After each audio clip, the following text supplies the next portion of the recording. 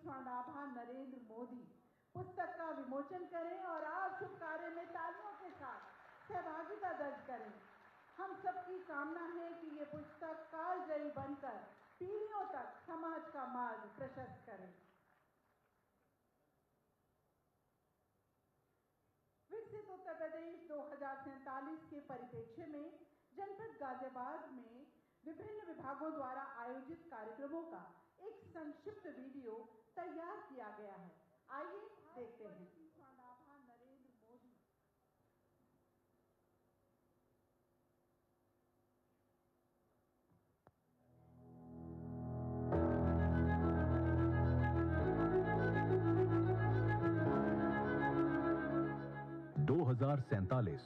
भारत की आजादी के 100 वर्ष। उत्तर प्रदेश भारत का दिल, देश की धड़कन।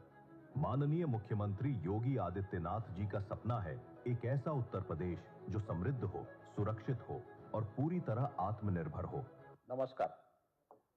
सम्मानित प्रदेशवासियों, आदरणीय प्रधानमंत्री श्री नरेंद्र मोदी जी के नेतृत्व में स्वतंत्रता के शताब्दी वर्ष 2047 तक भारत को एक विकसित राष्ट्र बनाना है और इसी क्रम में हमें उत्तर प्रदेश को आत्मनिर्भर, समृद्ध और सशक्त बनाना है। यही सपना, यही विजन लेकर गाजियाबाद ने किया एक ऐतिहासिक प्रयास। 2 दिवसीय मंथन, संवाद और भागीदारी का महाआयोजन।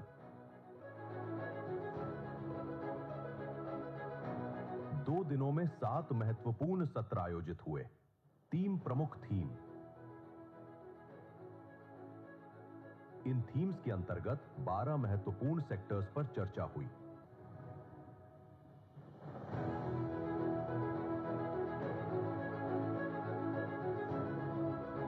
इस मंथन को नई सोच और दिशा मिली। प्रदेश के शीर्ष प्रबुद्ध जनों के अमूल्य मार्गदर्शन से माननीय श्री आर.के. तिवारी, पूर्व मुख्य सचिव उत्तर प्रदेश, श्री जितेंद्र तोमर, पूर्व निदेशक कृषि और नोडल अधिकारी श्री नरेंद्र भूषण जी। उच्च शिक्षा, स्टार्टअप और स्किलिंग पर 600 से अधिक विद्यार्थियों और प्रबुद्ध जनों ने भविष्य की दिशा तय की। डॉक्टर और नर्सिंग स्टाफ स्वास्थ्य सत्र में 400 से अधिक डॉक्टरों और मेडिकल छात्रों ने बेहतर स्वास्थ्य सेवाओं का रोड मैप तैयार किया।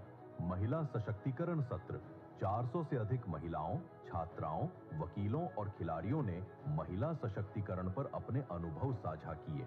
उद्योग और इंफ्रास्ट्रक्चर सत्र में निवेश और रोजगार की नई संभावनाओं पर मंथन हुआ। खेत, किसान, एफपीओ कृषि और एलाइड क्षेत्रों पर केंद्रित सत्र में 500 से अधिक किसानों और एफपीओ सदस्यों ने आत्मनिर्भर कृषि का रोड मैप सुझाया। क्लासरूम और शिक्षक, स्कूल और प्री स्कूल शिक्षा पर 400 से अधिक शिक्षक और विद्यार्थी शामिल हुए। आरडब्ल्यूए, पुलिस, टूरिज्म विशेषज्ञ, शहरी विकास, सुरक्षा और पर्यटन पर गाजियाबाद को स्मार्ट और सुरक्षित बनाने के सुझाव आए। लोग फॉर्म भरते और सुझाव देते हुए 2 दिनों में 1000 से अधिक सुझाव और फीडबैक प्राप्त हुए, जो 2047 के विजन को साकार करने में मील का पत्थर साबित होंगे। ये आयोजन, ये संवाद, ये सहभागिता, सब कुछ संभव हुआ माननीय मुख्यमंत्री योगी आदित्यनाथ जी के मार्गदर्शन और प्रेरणा से। हर नागरिक इस ऐतिहासिक यात्रा का सहभागी बने। हम सब मिलकर विकसित भारत के विकसित उत्तर प्रदेश का निर्माण करें। जय हिंद। यही है समृद्ध, सुरक्षित और आत्मनिर्भर उत्तर प्रदेश का संकल्प। निसंदेह माननीय मुख्यमंत्री जी द्वारा माननीय प्रधानमंत्री जी के कुशल निर्देशन में जिस प्रकार उत्तर प्रदेश का अभूतपूर्व और चहुमुखी विकास कर उसे उत्तम प्रदेश बनाया जा रहा है, वह दिन दूर नहीं जब गाजियाबाद की धरती का कोई अन्य लेखक शीघ्र ही उत्तर प्रदेश की स्वर्णाभा योगी जी जैसी पुस्तक लिखेगा। ऐसे प्रेरणापुंज, मार्गदर्शक, जन जन के नायक, प्रदेश के विकास रथ के सारथी माननीय मुख्यमंत्री उत्तर प्रदेश योगी आदित्यनाथ जी से आप सबकी अनवरत तालियों के साथ आमंत्रित करती हूं कि आप अपने आशीर्वचनों से हमें कृतार्थ करें। माननीय मुख्यमंत्री जी,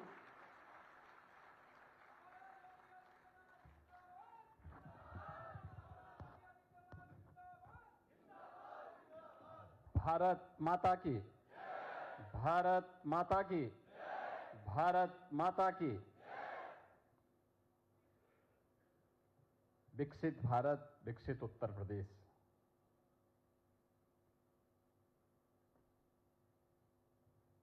की संकल्पना को आगे बढ़ाने और इसी क्रम में देश के यशस्वी प्रधानमंत्री और दुनिया के सबसे लोकप्रिय राजनेता आदरणीय श्री नरेंद्र मोदी जी के व्यक्तित्व और कृतित्व का समग्र दर्शन कराने वाली एक नई कृति भारतवर्ष की स्वर्ण आभा नरेंद्र मोदी के विमोचन कार्यक्रम में आज इस समारोह में उपस्थित उत्तर प्रदेश सरकार में मंत्रिमंडल के मेरे सहयोगीगण श्री सुनील शर्मा जी, श्री नरेंद्र कश्यप जी, माननीय सांसद श्री अतुल गर्ग जी, राजकुमार सांगवान जी, दुग्धेश्वर नाथ मंदिर के श्री महंत नारायणगिरी जी महाराज,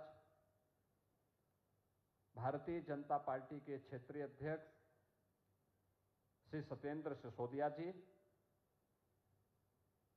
महापौर श्रीमती सुनीता दयाल जी, जिला पंचायत अध्यक्ष श्रीमती ममता त्यागी जी, माननीय विधायकगण श्री संजीव शर्मा जी, अजीत पाल त्यागी जी, नंदकिशोर गोजर जी, धर्मेश तोमर जी, धर्मेंद्र भारद्वाज जी, भारतीय जनता पार्टी के महानगर के अध्यक्ष श्री मयंक गोयल जी, जिलाध्यक्ष चैनपाल सिंह जी, क्षेत्रीय उपाध्यक्ष श्री मान सिंह गोस्वामी जी, आज के इस कार्यक्रम में इस कार्यक्रम के जो संयोजक भी हैं और जिनकी कृति का यहां पर अभी विमोचन हुआ है, ऐसे पूर्व सांसद श्री रमेश चंद तोमर जी, पूर्व सांसद श्री अनिल अग्रवाल जी, आज के इस कार्यक्रम में उपस्थित गाजियाबाद के हमारे सभी प्रबुद्धजन और उपस्थित बहनों और भाइयों, मैं सबसे पहले श्री रमेश चंद तोमर जी को भारतवर्ष के स्वर्णाभा से नरेंद्र मोदी इस पुस्तक को लिखने और आज उस कृति के विमोचन के लिए हृदय से बधाई देता हूं।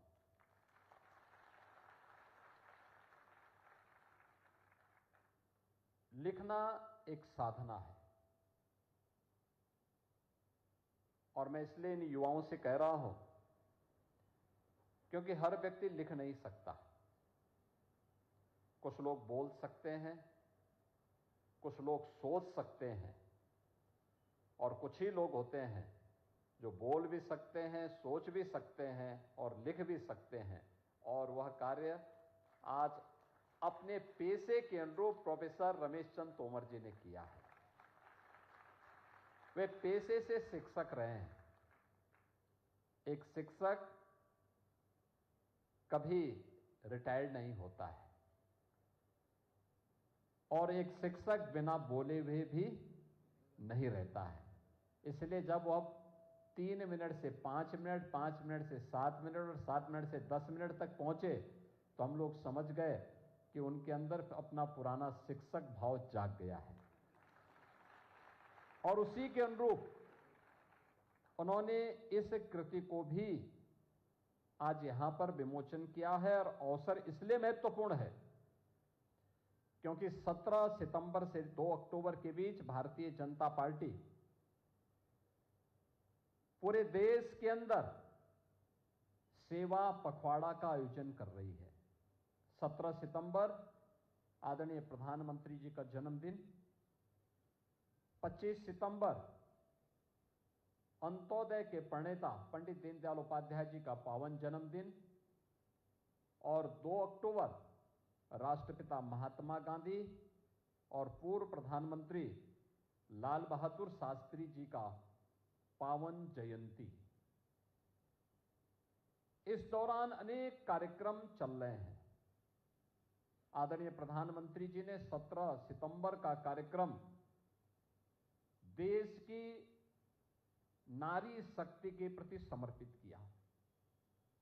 स्वस्थ नारी सशक्त समाज, इस थीम के साथ उन्होंने इस कार्यक्रम का शुभारंभ किया। युवाओं ने उस दिन रक्तदान शिविर के आयोजन किए और पूरे देश के अंदर वर्तमान में स्वास्थ्य शिविर के आयोजन स्वास्थ्य जागरूकता के प्रति संचालित हो रहे हैं। आज 19 और 20 को देश भर में विकसित भारत की संकल्पना को आगे बढ़ाने का कार्यक्रम चल रहा है और विकसित भारत के साथ विकसित उत्तर प्रदेश, यानी विकसित भारत विकसित होगा तब जब उत्तर प्रदेश विकसित होगा। और इसलिए विकसित भारत विकसित उत्तर प्रदेश की थीम के साथ इस पुस्तक का विमोचन हो रहा है। यानी जो तोमर जी ने अपनी कृति में कहा है, उन्होंने अब तक की उपलब्धियों को कहा और हम इस चर्चा परिचर्चा के माध्यम से आप सबके सुझावों के माध्यम से भावी उत्तर प्रदेश और भावी भारत के बारे में अब विचार को आगे बढ़ा रहे हैं। यही होता है, पीढ़ी दर पीढ़ी वो कार्यक्रम कैसे आगे बढ़ना है, वही श्रृंखला आज यहां पर संचालित हो रही है। मैं सबसे पहले इस पूरे कार्य के लिए, इस आयोजन के लिए और इस प्रकार की कृति को देने के लिए, क्योंकि वह देश काल और परिस्थिति के अनुरूप है, समय का चयन सेवा पखवाड़ा के दौरान, विषय का चयन जो प्रधानमंत्री जी का विजन है, जो उन्होंने देशवासियों को देश की आजादी के अमृत महोत्सव के वर्ष पर दिया था। उन्होंने एक बात कही थी और वह बात उन्होंने कही थी कि भारत 2047 में जब विकसित भारत होगा, जब अपनी आजादी का शताब्दी महोत्सव मना रहा होगा, तब हम कैसा भारत चाहते हैं, कैसा भारत चाहते हैं। और तब उन्होंने कहा था विकसित भारत हम सबका मंत्र बनना चाहिए, हम सबका संकल्प बनना चाहिए। उस संकल्प के साथ जोड़ने के लिए उन्होंने देशवासियों को 5 पंचप्रण की बात कही थी। पंचप्रण में उन्होंने कहा था कि पंचप्रण हम विरासत का सम्मान करें, विरासत के सम्मान के साथ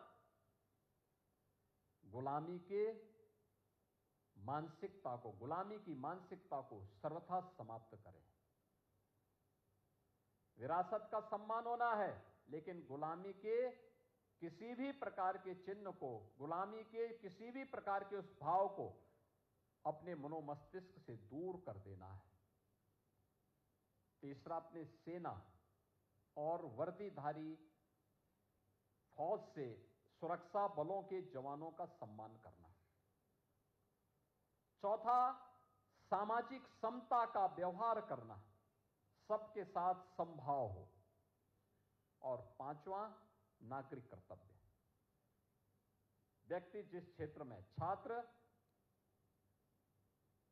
शिक्षा के क्षेत्र में, शिक्षक एक शिक्षक के रूप में अपनी भूमिका का निर्वहन करे, व्यवसायी व्यवसाय के क्षेत्र में, श्रमिक के क्षेत्र में, नौकरी पेशा वाला व्यक्ति जिस क्षेत्र में काम कर रहा है, उस क्षेत्र में जिस क्षेत्र में कार्य कर रहा है, वहां पर अपने कर्तव्यों को राष्ट्रीय कर्तव्य मान करके जब कार्य करेगा, उसके परिणाम हम सबके सामने आएंगे।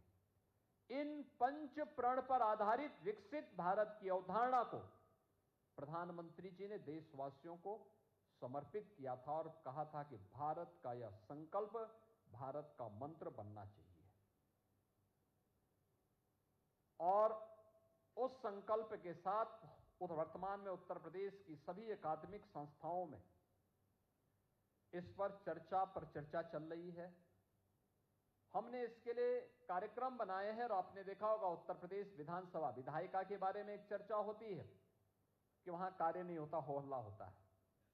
लेकिन 13 और 14 अगस्त को उत्तर प्रदेश की विधानसभा और विधान परिषद में लगातार 28 घंटे तक विकसित उत्तर प्रदेश, आत्मनिर्भर उत्तर प्रदेश पर चर्चा हुई थी लगातार। यानी रात्रि भर विधान सदन चला था, रात्रि भर चला था।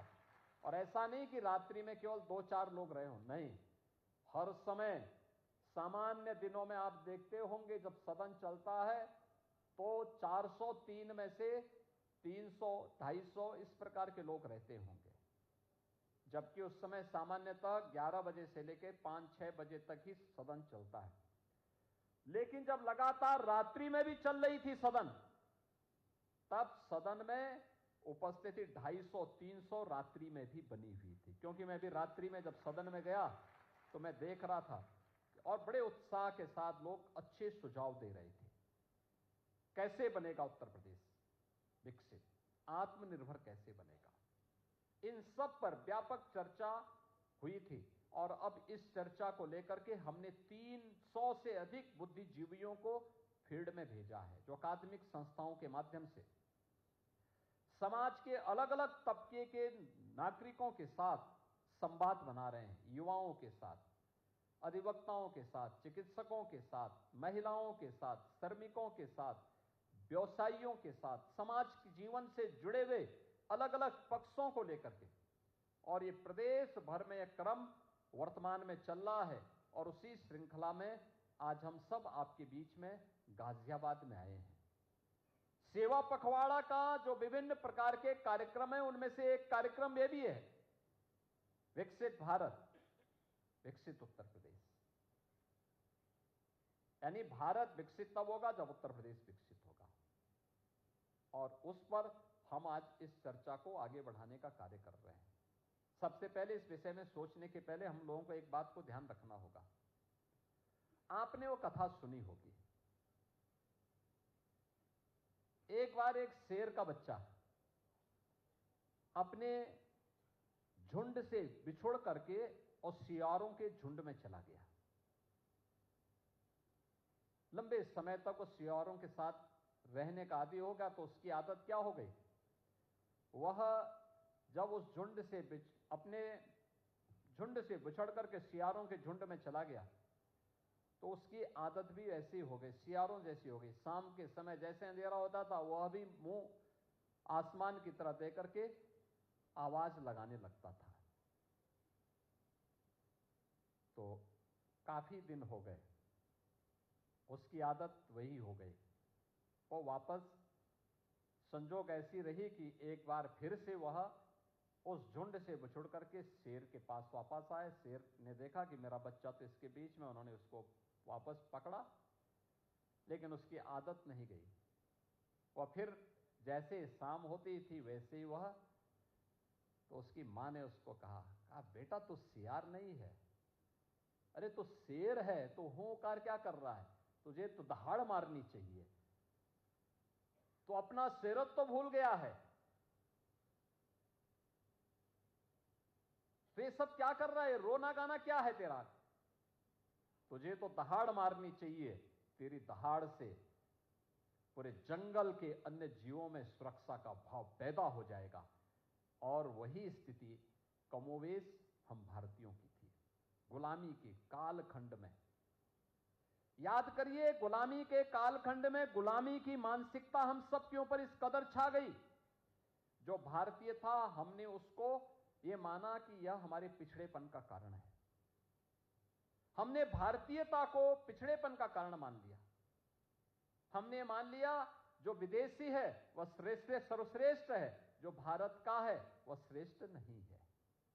लेकिन अगर आप इससे पीछे जाएंगे इससे पीछे जाएंगे।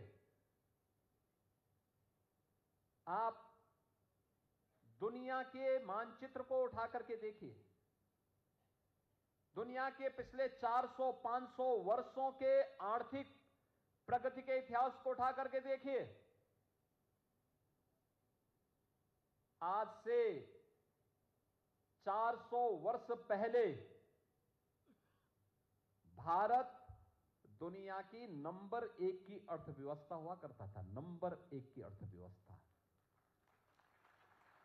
भारत दुनिया की, और ग्लोबल जीडीपी में भारत का जो योगदान होता था, दुनिया की अर्थव्यवस्था में भारत का जो हिस्सा होता था वह होता था 26%। याद करिए, 26% अकेले भारत का था, और भारत के बाद तब चीन का नंबर था, और बाकी अन्य देश अंधकार में जी रहे थे। ये सत्र यानी सन 1700 ईस्वी की मैं बात कर रहा हूं, उससे पहले भारत की स्थिति थी। और उसके 100 साल के बाद जैसे जैसे गुलामी की मानसिकता हावी होती गई, विदेशी आक्रांताओं का और विदेशी लुटेरों का भारत के अंदर जाल फैलता गया, और हमारी मानसिकता उनकी नकल करने जैसी हो गई। परिणाम क्या हुआ? अगले 100 वर्ष के अंदर 1800 ईस्वी में आते आते भारत की स्थिति हो गई, भारत नंबर 2 की अर्थव्यवस्था बन गया।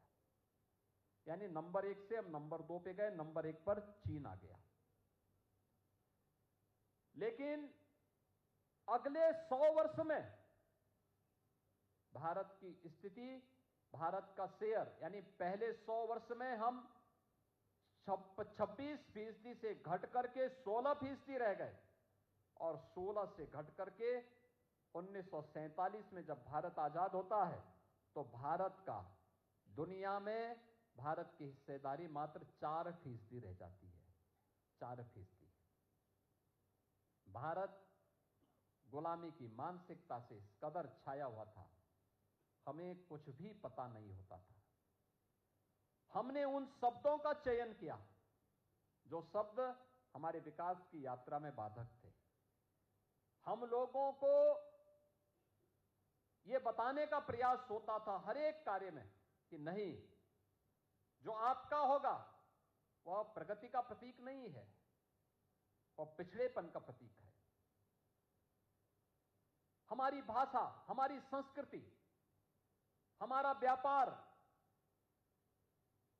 हमारा अन्नदाता किसान, हमारा श्रमिक, हमारा युवा, भारत की नारी शक्ति, सभी प्रत्येक क्षेत्र में हमको हताश और निराश के उस भाव के माहौल में पूरे भारत को उसने इस आगोश में लिया कि कोई भी व्यक्ति ये मानता था कि जो भारत का है वह प्रगति का प्रतीक नहीं हो सकता, नहीं हो सकता। ये मान करके पूरे भारत को लांछित, अपमानित किया गया।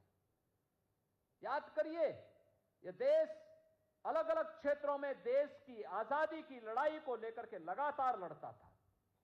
ऐसा नहीं कि इस देश में विदेशी हमले हुए हो, हमने उसका प्रतिकार न किया हो। जितना जोरदार प्रतिकार भारत ने किया है, हां, राजे रजवाड़े थे, एकता का अभाव था, एकजुट होकर के नहीं लड़ पाते थे, लेकिन जहां पे लड़ते थे जोरदार प्रतिक्रिया भी करते थे। लेकिन इसमें जान आई तब जब पूरे भारत को स्वदेशी का मंत्र राष्ट्रपिता महात्मा गांधी ने दिया है। राष्ट्रपिता महात्मा गांधी का स्वदेशी का मंत्र उत्तर से दक्षिण, पूरब से पश्चिम पूरे भारत को एकता के सूत्र में बांधने में सफल हुआ, और परिणाम हुआ भारत की आजादी की लड़ाई मजबूती के साथ आगे बढ़ी। कहीं क्रांतिकारियों ने मोर्चा संभाला, कहीं पर आंदोलनकारियों ने, कहीं किसानों ने, कहीं श्रमिकों ने, कहीं छात्रों ने, कहीं महिलाओं ने, अलग अलग क्षेत्र में सबने नेतृत्व को संभाला। परिणाम क्या हुआ? जो ब्रिटिश हुकूमत भारत के अंदर शासन करने की मंशा के साथ आई थी कि आने वाले समय में भारत में स्थायी रूप से उनका शासन होगा, अगले कुछ वर्षों के अंदर उनके पांव उखड़ते हुए दिखाई दिए और परिणामतः 1947 में देश को आजादी प्राप्त हो गई। बहनों और भाइयों, 1947 में भारत को जो आजादी मिली, आजाद भारत में जो कुछ हमारे पास था, अगले एक दशक तक वो बना रहा। उसमें थोड़ी प्रगति का भाव आगे आया, लेकिन 1960 से जो गिरावट प्रारंभ हुई वो लगातार 2014 तक चलती रही। 2014 में जब ये देश प्रधानमंत्री मोदी जी के हाथों में आया, तब भारत देश की 11वीं अर्थव्यवस्था था, दुनिया की 11वीं अर्थव्यवस्था। और आज पिछले 11 वर्ष में प्रधानमंत्री मोदी जी के यशस्वी नेतृत्व में 11 स्थान पर भारत की अर्थव्यवस्था थी। आज वह प्रधानमंत्री मोदी जी के यशस्वी नेतृत्व में दुनिया की चौथी बड़ी और सबसे तेज उभरती हुई अर्थव्यवस्था के रूप में स्थापित हुई है। सबसे तेज उभरती हुई अर्थव्यवस्था। इस वित्तीय वर्ष के अंत तक यह संभावना है कि भारत दुनिया की तीसरी बड़ी अर्थव्यवस्था बनेगा। लेकिन आगे क्या? ऐसा नहीं कि भारत ने किसी एक क्षेत्र में प्रगति की हो। एक तरफ विरासत है, दूसरी तरफ विकास है। एक तरफ युवा है, दूसरी तरफ अन्नदाता किसान है। एक तरफ महिला है, एक तरफ पुरुष है।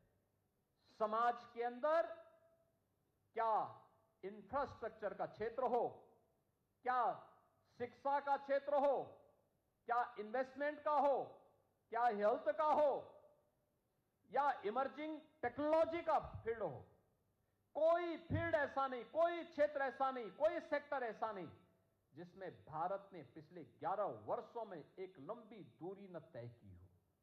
एक लंबी दूरी न तय की हो। यह लंबी दूरी की एक कहानी एक नई प्रेरणा है।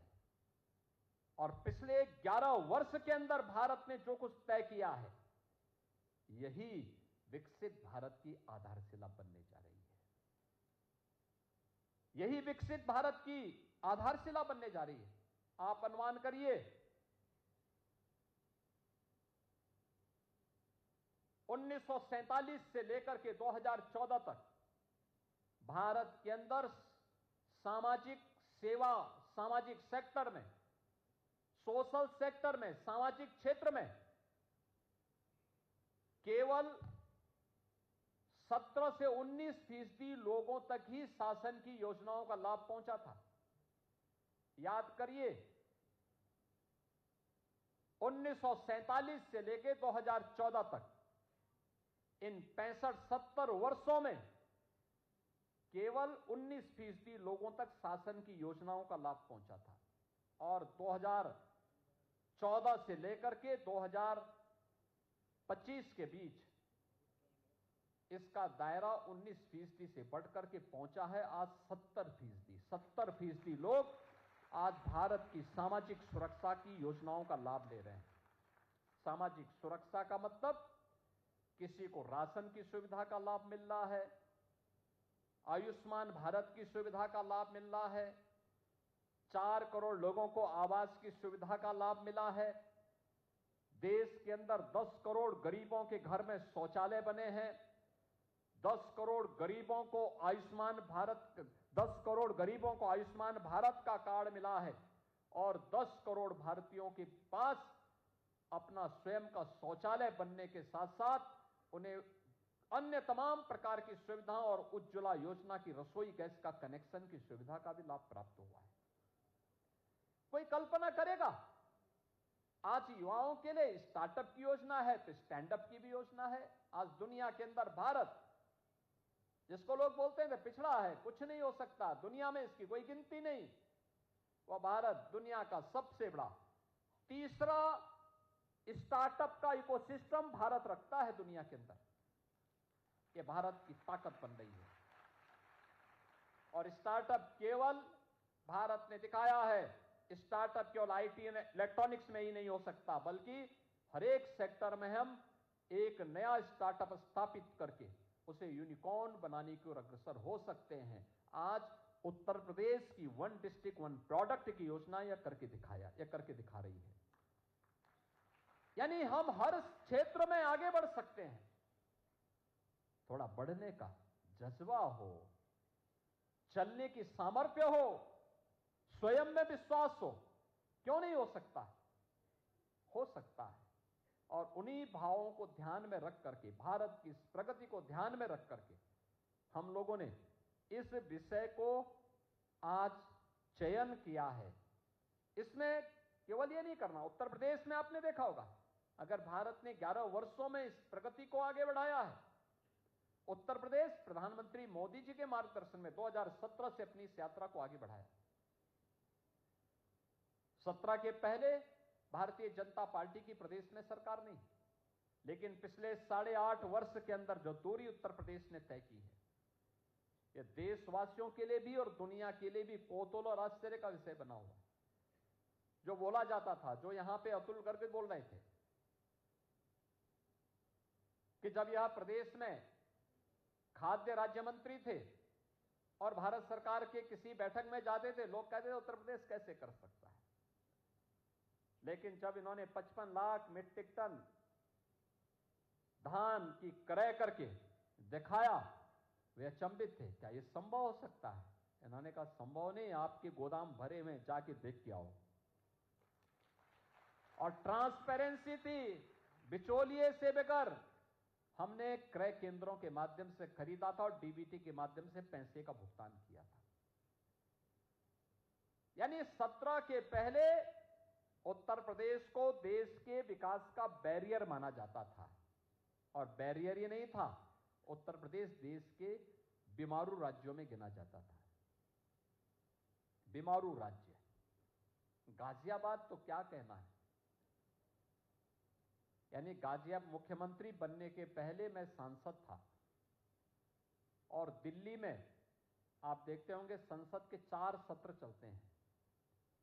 चारों सत्र में मैं रहता था। एक बार केवल तोमर जी ने हमें यहां बुलाया था सरसों का साग और मकई की रोटी खिलाने के लिए।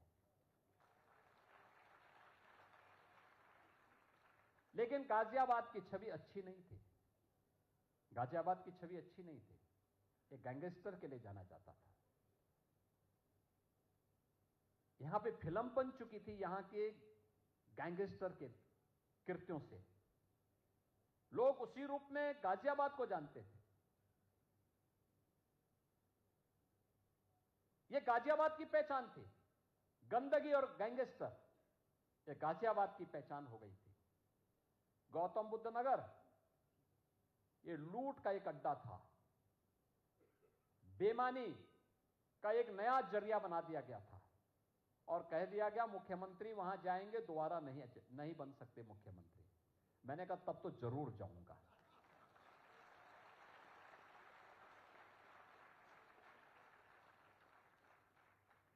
और मुख्यमंत्री बनने के बाद मैं वहां जरूर गया। मैंने कहा भी देखो, जो कल जाना है वो आज चला जाए, लेकिन जाऊंगा जरूर कि आखिर इसको अभिशाप क्यों बनाया गया।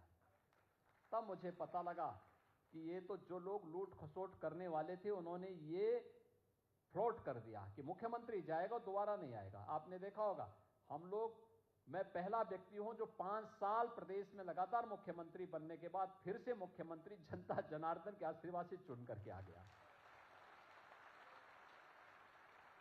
आपने देखा होगा, यही तो बोला जाता था।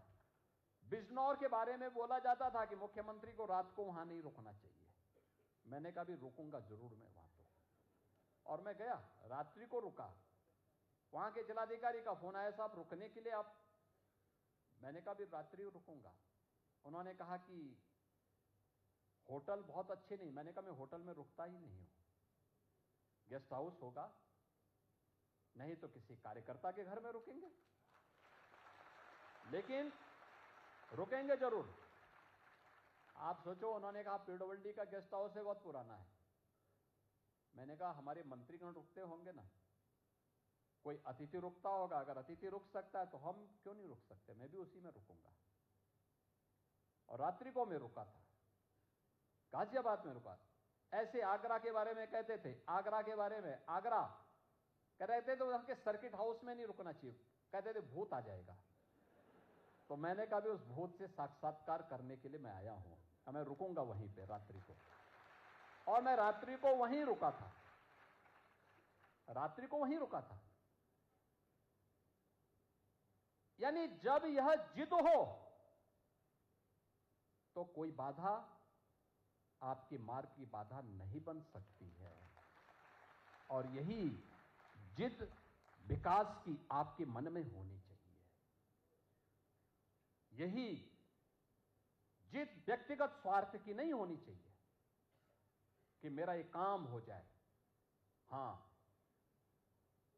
कार्य वह होना चाहिए जो समाज के लिए और राष्ट्र के लिए उपयुक्त हो, जो देश के लिए अनुकूल हो, समाज के लिए हितकारी हो।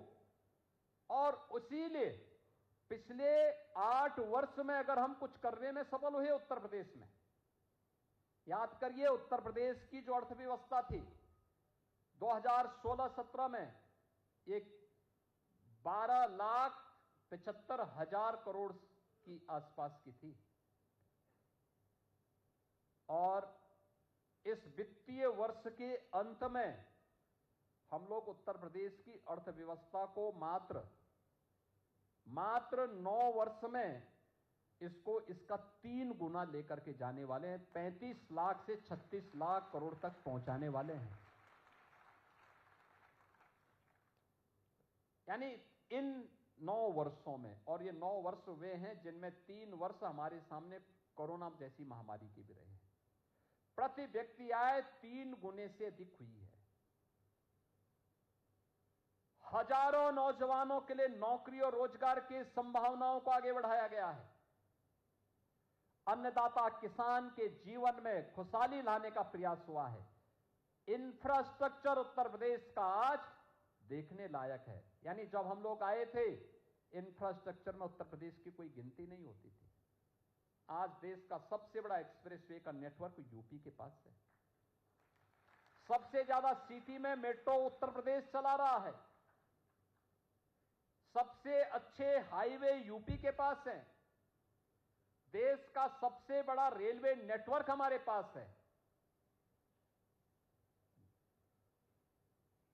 गाजियाबाद और मेरठ 12 लेन के एक्सप्रेसवे के साथ और रैपिड रेल के साथ जुड़ा तो यहां की छवि भी सुधर गई। आज कोई गाजियाबाद को गंदा नहीं कह सकता। आज कोई गाजियाबाद को गैंगस्टर का सिटी नहीं कह सकता। आज गाजियाबाद की पहचान एक औद्योगिक नगरी के रूप में, शिक्षा के एक बेहतरीन उभरते हुए केंद्र के रूप में होती है। यह आपकी पहचान बन रही है।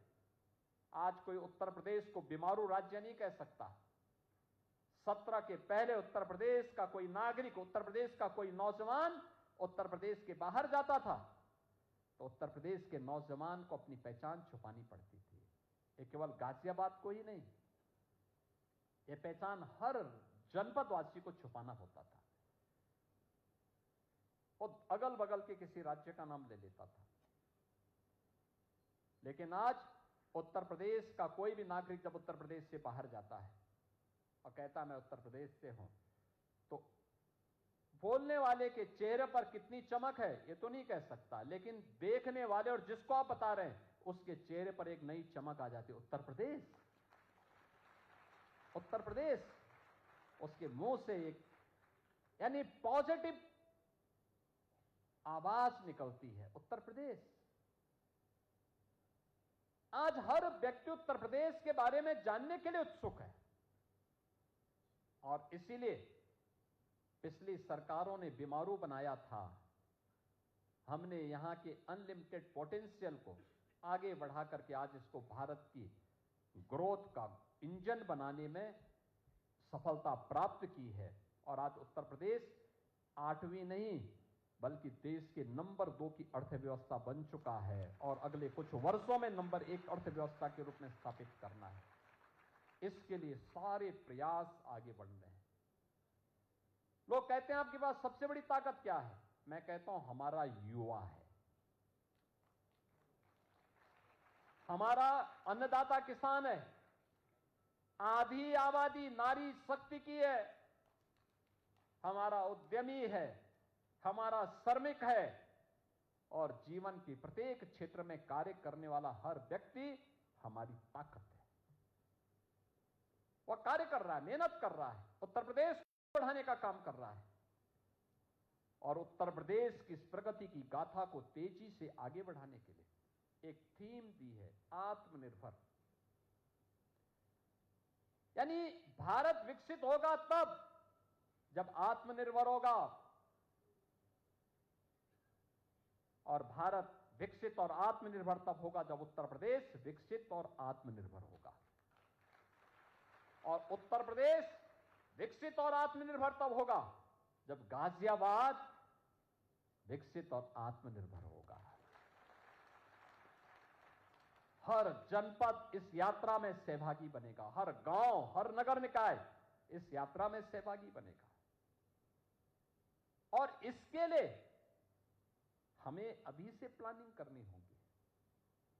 अगले 5 साल में क्या, अगले 10 वर्ष में क्या, अगले 22 वर्ष में क्या हमें अचीव करना है, कैसे करना है, हर एक सेक्टर में। इसके लिए 12 सेक्टर हमने तय किए हैं।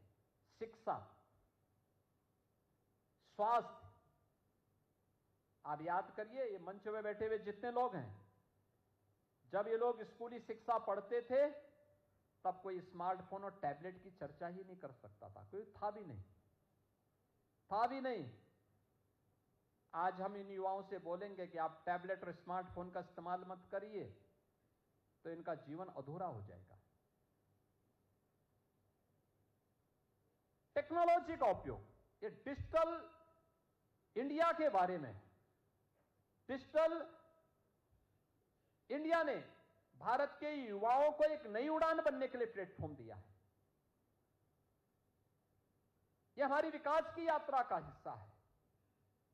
इसने अनेक रोजगार के अवसर दिए हैं, लेकिन ये विकास की यात्रा की कर्मिक यात्रा को हमने किस रूप में आगे बढ़ाया है, ये युवाओं को तय करना है कि उसको हम सकारात्मक रूप से आगे कैसे बढ़ा लें जो इनके सर्वांगीण विकास का मार्ग प्रशस्त कर ले। आने वाले समय में क्या हो सकता है, यही आपके सामने एक अवसर भी है और भी उस फील्ड से जुड़े हुए अन्य तमाम ऐसे अवसर आने वाले हैं जो इमर्जिंग टेक्नोलॉजी के माध्यम से आपको आगे बढ़ने के लिए शिक्षा के क्षेत्र में उसको कैसे हम एडॉप्ट कर सकते हैं और फिर शिक्षा के क्षेत्र में आगे बढ़ करके वर्ल्ड क्लास इंस्टीट्यूशन भारत के अंदर कैसे स्थापित हो सकते हैं, एक छात्र और एक शिक्षक मिलकर के तय कर सकता है। उससे संबंधित सुझाव 5 वर्ष के लिए क्या हमारा लक्ष्य होना चाहिए, 10 वर्ष के लिए क्या होना चाहिए, अगले देश की आजादी के शताब्दी महोत्सव के लिए क्या होना चाहिए। ऐसे ही स्वास्थ्य के लिए, स्वास्थ्य का क्षेत्र बड़ा बृहद क्षेत्र है। मॉडर्न मेडिकल की फैसिलिटी भी है, हमारे पास ट्रेडिशनल मेडिसिन की भी सुविधा आयुष के क्षेत्र में है। इन सब के लिए भी अनेक सुविधाएं हैं। अभी तक व्यक्ति फिजिकली प्रेजेंट होता है डॉक्टर के सामने, आने वाले समय में टेक्नोलॉजी का और बेहतर इस्तेमाल होगा। अभी टेली कंसल्टेशन में गए, कल हो सकता है कि उसका स्मार्टफोन ही उसके बारे में पूरी प्रेस्क्रिप्शन लिख करके उसको दे दे और उसको बता दे, जन्म से ही उसके बारे में बता दे कि इसको क्या क्या क्या क्या सावधानियां रखनी चाहिए आगे के लिए। बहुत कुछ हो सकता है। मॉडर्न मेडिसिन को उसके क्षेत्र में 5 साल की, 10 साल की, 22 साल की प्लानिंग के बारे में सुझाव और सुझाव के साथ साथ यानी अपनी बातों को रखने और उसके साथ सुझाव को भी उसके साथ जोड़ना है। ऐसे ट्रेडिशनल मेडिसिन में हम क्या कर सकते हैं? आयुष का फील्ड बहुत बड़ा है, क्या हो सकता है इसमें? बहुत कुछ संभावनाएं हैं। लोग उसके क्षेत्र में दें, उसके बारे में सुझाव दें। ऐसे ही अधिवक्ता जो अपने क्षेत्र के बारे में सुझाव दें। याद रखना, टेक्नोलॉजी किसी को बेरोजगार नहीं करती, किसी को बेरोजगार नहीं करती। याद रखिए, जब कंप्यूटर आया था तब भी आंदोलन चले थे, कंप्यूटर से बेरोजगारी बढ़ेगी। कंप्यूटर ने नए अवसर दिए हैं, नए अवसर दे दिए लोगों को आगे बढ़ने के लिए। हर टेक्नोलॉजी नए फील्ड खोलती है, नए द्वार खोलती है। उसको हम किस रूप में लेते हैं, यह हम पर निर्भर करता है, यह हम पर निर्भर करता है। कृषि और जल संसाधन में भी बहुत कुछ हो सकता है। याद रखना, उत्तर प्रदेश तो सबसे दुनिया की उर्वरा भूमि को रखता है, और उर्वरा भूमि में उत्तर प्रदेश की जो भागीदारी है, हमारा यह मानना है, अभी टेक्नोलॉजी का इस्तेमाल हमारे अन्नदाता किसानों ने कम किया है। इसका बेहतर इस्तेमाल करेगा। जितना वह उत्पादन करता है, लागत को कम करके इसकी उत्पादकता को इससे 3 गुना बढ़ाने की सामर्थ्य उत्तर प्रदेश की धरती रखती है। अगर हम उसके अनुरूप उसको लेकर के चले, कैसे बेहतर जल प्रबंधन हो सकता है, इन सब पर भी ध्यान देना होगा। नदियों के बारे में सोचना होगा, उसकी प्लानिंग करनी होगी। अभी से इनके बारे में, अर्बनाइजेशन के बारे में हमें तय करना होगा। औद्योगिक विकास के बारे में, परंपरागत उद्यम के बारे में, सर्विस सेक्टर के बारे में, टूरिज्म के बारे में बहुत संभावनाएं हैं। भारत के अंदर हर प्रकार का टूरिज्म है, स्पिरिचुअल टूरिज्म भी है, इको टूरिज्म भी है, हेरिटेज टूरिज्म भी है। हर प्रकार के टूरिज्म के लिए एक नया स्पॉट हम अलग अलग जनपदों में स्थापित कर सकते हैं, तैयार कर सकते हैं। उसके लिए बेहतर सुझाव, कैसे हमारी प्लानिंग हो सकती है। यह आवश्यक नहीं कि सरकार ही पैसा करे, पीपीपी मोड पर भी दोनों मिलकर के भी आगे इसको बढ़ा सकते हैं। इन 12 सेक्टर से जुड़े हुए, अलग अलग क्षेत्र से जुड़े हुए लोगों के पास अलग अलग उनके मन में भी कुछ ना कुछ तो प्रश्न आते होंगे, कुछ ना कुछ तो सुझाव आए होंगे। समर्थ यूपी पोर्टल पर आपको क्यूआर कोड को डाउनलोड करके उसमें अपने सुझाव को अपलोड करना है कि इस फील्ड में हमारा ये सुझाव है। और मैं आप सबसे इस बारे में कहूंगा कि जो 12 सेक्टर हमने चयन किए हैं इसके लिए, इसमें हर जनपद के 3 सुझाव, जो 3 अच्छे सुझाव आएंगे विकसित उत्तर प्रदेश के लिए, उनको हम इसी प्रकार के एक बड़े कार्यक्रम में जनपद के अंदर ही सम्मानित करने का काम करेंगे। उनको हम आज जनपद के अंदर ही सम्मानित करने का काम करने वाले हैं। और प्रदेश के अंदर ऐसे 5 सुझाव हम लखनऊ में एक बड़े समारोह में उनको सम्मानित करने का काम करेंगे। लखनऊ में 5 ऐसे जो प्रदेश के अच्छे सुझाव होंगे, उन सबको भी हम सम्मानित करने वाले हैं। और इसलिए आज मैं आपके बीच में आया हूं आपसे कहने के लिए कि हम लोग इन सभी के बारे में अपने महत्वपूर्ण सुझावों से अवगत कराएं। क्यूआर कोड को डाउनलोड करना सीखें, उसमें अपने सुझावों को, जिस सेक्टर में आपको पसंद है, कोई शिक्षा चाहता हो, कोई शिक्षा के क्षेत्र में, कोई स्वास्थ्य के क्षेत्र में, कोई कृषि और जल संसाधन के क्षेत्र में, कोई नगर विकास के क्षेत्र में, कोई सर्विस सेक्टर में, पर्यटन आदि के क्षेत्र में, कोई इमर्जिंग टेक्नोलॉजी के क्षेत्र में, अलग अलग फील्ड में हर व्यक्ति अपने अपने बहुमूल्य सुझावों को दे सकता है और उसको उत्तर प्रदेश सरकार के पास पहुंचा सकता है। और अगर कोई पोर्टल के माध्यम से क्यूआर कोड को डाउनलोड करके नहीं दे सकता है, तो उत्तर प्रदेश सरकार के पास आप कम शब्दों में लिख करके भी पोस्ट कार्ड के माध्यम से भी इसको भेज सकते हैं।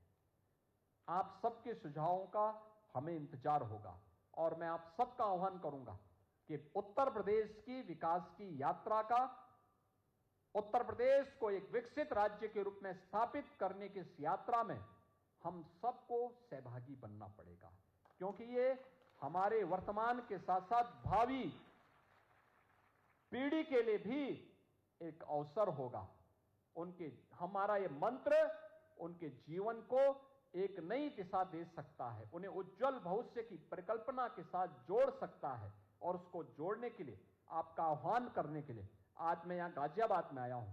और मैं धन्यवाद दूंगा कि विकसित भारत, विकसित उत्तर प्रदेश की इस अवधारणा में आज हमने प्रोफेसर रमेश चंद्र तोमर जी की स्कृति कि भारतवर्ष की स्वर्णाभा नरेंद्र मोदी, इस पुस्तक को भी आज हमने विमोचन किया है। मैं इसके लिए प्रोफेसर रमेश चंद्र तोमर जी को हृदय से बधाई देता हूं, उनके परिवार के सदस्यों को बधाई देता हूं, उनके स्वस्थ और दीर्घ जीवन की कामना भी करता हूं कि उन लंबे समय तक वे सांसद के रूप में अपनी सेवाएं दिए। सदन में उनके साथ हमारे बहुत अच्छे अनुभव रहे हैं और अच्छा काम उन्होंने सदन के माध्यम से गाजियाबाद के विकास के लिए उस समय किए थे।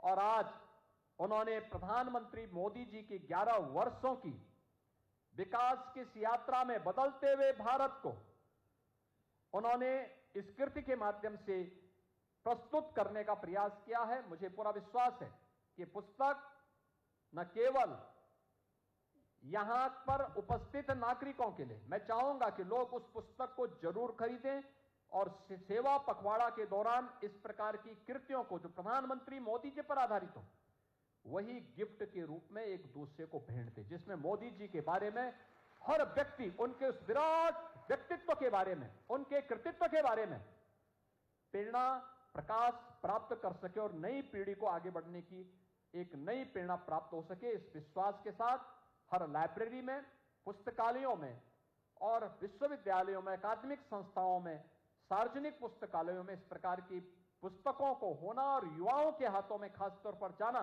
जिससे वह वर्तमान यानी इससे भूत, वर्तमान और भविष्य के बारे में भी जानकारी ले सके। आज के इस अवसर पर एक बार फिर से विकसित उत्तर प्रदेश के लिए आपके बहुमूल्य सुझाव की अपेक्षा हम सबको रहेगी। इस विश्वास के साथ मैं इस पूरे कार्यक्रम के आयोजकों को हृदय से धन्यवाद देता हूं।